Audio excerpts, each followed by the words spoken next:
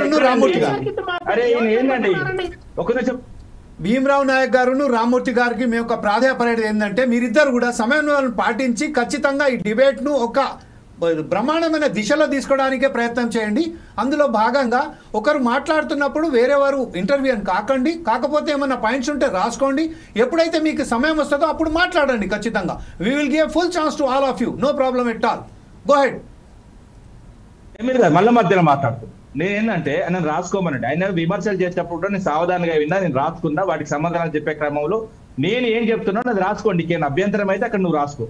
ఎందుకంటే వీళ్ళు ఆరోగ్యశ్రీ మొదలు పెట్టిన తర్వాత, ఎందుకంటే ఇప్పుడు అప్పటి నుంచి ఇప్పటి వరకు దాన్ని మోసేది ఆరోగ్య మిత్రులే అండి. ప్రతి హాస్పిటల్ వాళ్ళ పరిస్థితి గమనించినాం మేము. ఎందుకంటే వీళ్ళు 3,500 రూపాయలు ఇచ్చేది, కానీ ఆ 3,500తోని వాళ్ళకు రోజు గడవదు, నెల గడవదు అన్న ఉద్దేశంతో 13,500 జీతాలు చేసింది మేము.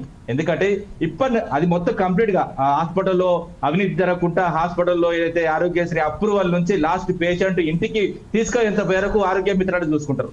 వాళ్ళను ఆదుకున్నాం. ఎందుకంటే ఒక గొప్ప మనసు కాబట్టి, మాది గొప్పగా ఆలోచించే మనసు కాబట్టి మేము చేసినాం. అదే విధంగా మేము ఏది మెడికల్ కాలేజీకి సంబంధించి 5 మాత్రమే ఉండే, మేము దాన్ని దాదాపు ప్రతి జిల్లా కోట్ చేసినాం. అదే విధంగా నర్సింగ్ 5 ఉండే, 23 చేసినాం. అదే విధంగా బస్తీ దవాఖానాలు 0 గుంటు 0 వీళ్ళున్నప్పుడు మేము 496 తీసుకొచ్చినాం. అదే ఎంబీబీఎస్ సీట్లు 850 ఉండే, మేము వచ్చిన తర్వాత 4,000 చిల్లరైనాయి.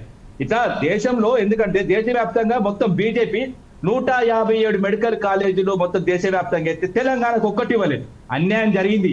అయినా కూడా కేంద్రం ఇచ్చిన అయ్యకున్న ప్రతి జిల్లాకు మెడికల్ కాలేజ్ కట్టినాం. అదే విధంగా దేశంలో 1,00,000 జనాభాకు 22 ఏదైతే ఎంబీబీఎస్ సీట్లున్న ఏకైక ప్రాంతం ఈ నేల మీద ఏదైతే మొత్తం ప్రపంచ వ్యాప్తంగా ఏదైనా ఉన్నదంటే అదొక తెలంగాణ మాత్రమే. అంతటి ఘనత తీసుకొచ్చినాం. ఎందుకంటే ఇప్పుడు చాలా విషయాలు మాట్లాడుకుందాం. ఇప్పుడు గవర్నమెంట్ హాస్పిటల్ పరిస్థితి, వీళ్ళ ఆరోగ్యశ్రీ పరిస్థితి, ఆరోగ్యశ్రీని అనారోగ్యశ్రీగా చేసిండు ఏదైతే రేవంత్ రెడ్డి వచ్చిన తర్వాత. ఏ విధంగా అంటే వీళ్ళు బడ్జెట్ లో ఒక అలికేషన్ చూస్తారు, మళ్ళీ వాస్తవంగా గవర్నమెంట్ హాస్పిటల్ పోతే ఇప్పుడు నేను ఇవాళ కూడా నిన్న కూడా గవర్నమెంట్ హాస్పిటల్కి పోయినా. ఎందుకంటే విత్ ఎవిడెన్స్ తో సహా చెప్తున్నా. ఎందుకంటే మీకు కావాలంటే నేను దాని మీద ఒక ఆర్టికల్ కూడా రాసిన. ఎందుకంటే ఈ మధ్యలో ఏదైతే ఈ 18-19 నెలలుగా కాంగ్రెస్ ప్రభుత్వం ఆరోగ్యం విషయంలో, హెల్త్ విషయంలో చేస్తున్న అన్యాయం, గవర్నమెంట్ ఆసుపత్రుల పరిస్థితి, అక్కడ ఏమేమి ఉన్నాయి, ఏమేమి పని చేస్తున్నాయి, ఇప్పుడు స్క్రీన్ మీద కనబడే స్క్రీన్లు కూడా పనిచేస్తున్నావు. ఆఖరికి ఫిలిం ఏదైతే రిపోర్ట్ ఇచ్చే ఫిలిమ్స్ లేవు. అదే విధంగా A4 పేపర్ లేవండి. ఎంత దరిద్రమైన పరిస్థితి అంటే మనం పేషెంట్ కొనుక్కొని పోయి అక్కడ జూనియర్ డాక్టర్లకు ఇవ్వాల్సిన పరిస్థితి.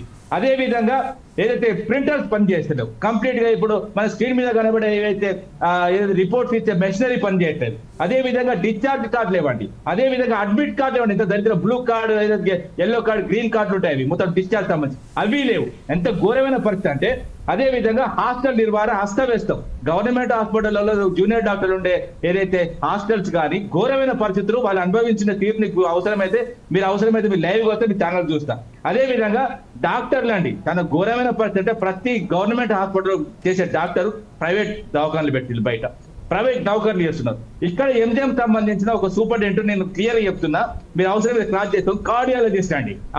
ఆమె కార్డియాలజిస్ట్, ఆమె ప్రైవేట్ హాస్పిటల్లో కూడా ఒక కన్సల్టెంట్ డాక్టర్ అండి. ఎందుకంటే ఎంజిఎంకి వస్తే ఏదైతే హార్ట్ పేషెంట్ ఉంటారో వాళ్ళు స్ట్రోక్ గురయ్యే ఎంజిఎంకి వస్తే, ఎంజిఎంకి వచ్చిన వాళ్ళని పేషెంట్ జాయిన్ చేసుకొని వాళ్ళని 2D ఈకో చేయకుండా ఆలస్యం చేసి వాళ్ళ ఆరోగ్యం విషమించిన తర్వాత మీరు కంపల్సరీ ప్రైవేట్ హాస్పిటల్ పోవాలండి. ఆమె చేసి హాస్పిటల్కి తీసుకుపోతుందండి. ఎంత దరిద్రమైన విషయం అంటే, ఆడికి వెళ్ళిన తర్వాత నేను అక్కడికి వెళ్ళిన తర్వాత ఆరోగ్యశ్రీలో చేసుకున్న తర్వాత మీకు ఫ్రీ ట్రీట్మెంట్ చేస్తాం కథా కార్యక్రమం. తర్వాత అక్కడికి వెళ్ళిన తర్వాత ఆపరేషన్ చేస్తున్న క్రమంలో వాళ్ళ బంధువులను పిలిపించి ఏదైతే ఆరోగ్యశ్రీ చేసే స్టంట్ చాలా నాణ్యమైనది కాదు, ఇది మీరు ఎక్కువ రోజులు బతకరు, మీరు కావాలంటే మంచిది కావాలి, 2 లక్షలు అయితే 3 లక్షలు అయితే వాళ్ళ జేబులు పిండి, వాళ్ళ ముక్కులు పిండి, వాళ్ళ సంస్కారాన్ని ఆగం చేసి ఆ డబ్బులను పేదోళ్ళ దగ్గర డబ్బులు గుంటున్న విషయం నిజంగా చెప్తున్నా సభ్య సమాజం సిగ్గుతో తలదించుకుంటుందండి. అదే విధంగా ఏంటంటే చెత్త వినండి, ఇంకా మీ దగ్గర చాలా ఉన్నాయండి. నేను ఖచ్చితంగా మీ మీదకి వస్తాను, ఖచ్చితంగా ఇంకా వస్తానండి.